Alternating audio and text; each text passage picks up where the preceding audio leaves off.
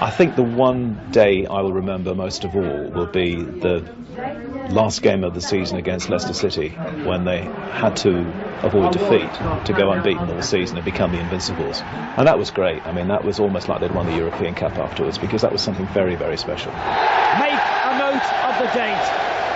May the 15th, 2004. History has been made.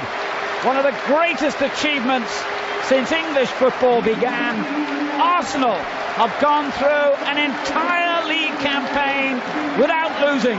Played 38, won 26, drawn 12, lost exactly none. Arsenal's name has a place in the sporting record books for all time, and what they've done this season will be talked about for as long as football is played. We beat the rivals, Liverpool, with 4-0. I think I scored a 2-0 goal. It was a remarkable goal because they were actually attacking and we nicked the ball. So I looked up and I hit it like, it must have been 45 yards straight into the goal, so without the bounce. And all the people I meet here, they actually thanked me for that goal. I remember the game against Middlesbrough. We won 5-3, I think. We came 3-1 behind in the second half. And after that we played some very good football. We had a determination to keep going and win the game in the end. And the sun was shining as well, I remember. And the fans were going absolutely crazy because the game had everything. That sums it up a little bit for me as well, that the way we played, and it was a great feeling. People ask me my most famous moment at this stadium, and it wasn't playing for Arsenal, which sounds very strange, but I was playing for Newcastle. It was my first time back at Highbury since I left the club, and as I walked out, 38,000 people cheered my name. It was just phenomenal. We lost 1-0. I did score a goal in that game, a perfectly good goal, and it was disallowed for offside.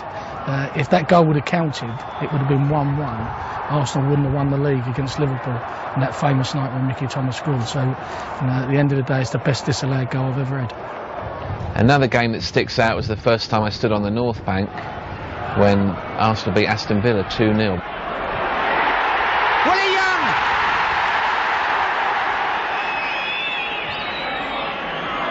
Jennings coming very confidently. What authority he's got.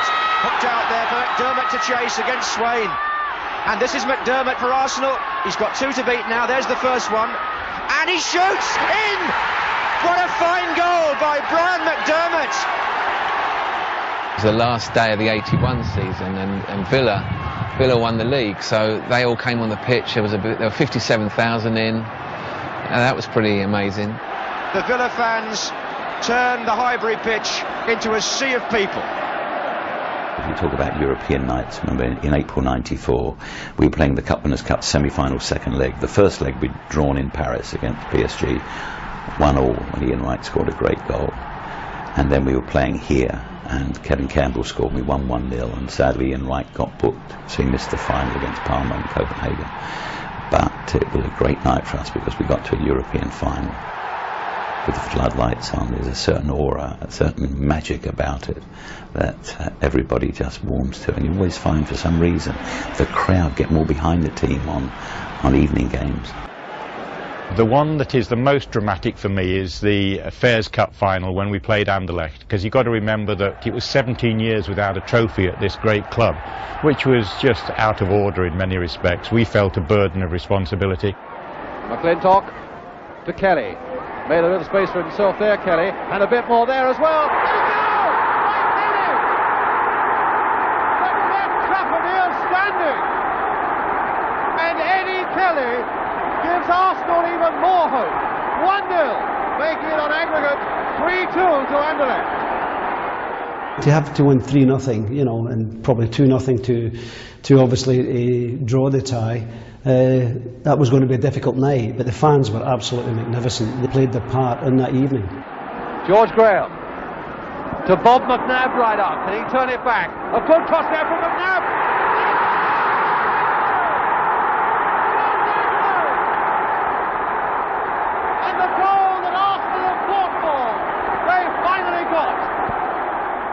Very emotional evening, and a lot of the old die-hard supporters who'd been watching the club way back and were probably as desperate for success as what the players were. They were in tears, and and it was such a very emotional night. And I'll never forget it. The atmosphere was wonderful. Now it's Samuels going in hard, and a great goal by Samuels. 3-0. Oh, that was a tremendous goal by Samuels. We won 3-0. And it was the most extraordinary scenes. It was over 50,000, the pitch that was invaded. It was the good times are back, and I don't think they've stopped coming back really from that time. So much history and so much pleasure. When you turn the clock back and you think of the magnificent games and how the stadium has changed and the atmosphere, it's been just a magical journey.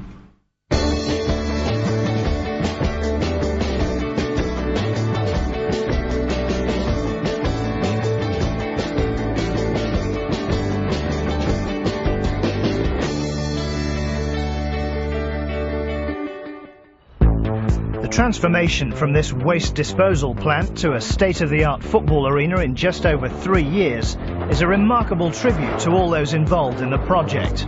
It's the start of an exciting new era for the club, all made possible, of course, by the glory years at Highbury. The new home has a lot to live up to, but everyone is thrilled at the prospect of what lies ahead. It puts us once again up with all of the great clubs in the world. There is nothing that they can do which we can't. I think it will be extraordinary. I mean, it is the most extraordinary design. It's simple. Simplicity is genius, as they say, and it will allow us to compete at the very highest level of the game. And I don't think football would be the same unless Arsenal Football Club was competing at the very highest level of the game. I think it's going to be a little bit unnerving moving, but obviously very exciting as well. And obviously, from what I've heard about the Emirates Stadium, it's going to be a really special place. I think it's very Arsenal. It's got a modesty about it. It's not an arrogant structure. It's just it feels right. I think we'll get used to moving there pretty quickly. I think the experience of other teams is they get used to it. It's still the same club. I think Arsene Wenger being here is a very important transition, and Pat Rice and everybody going over. We're all going together. I think they'll have a super stadium.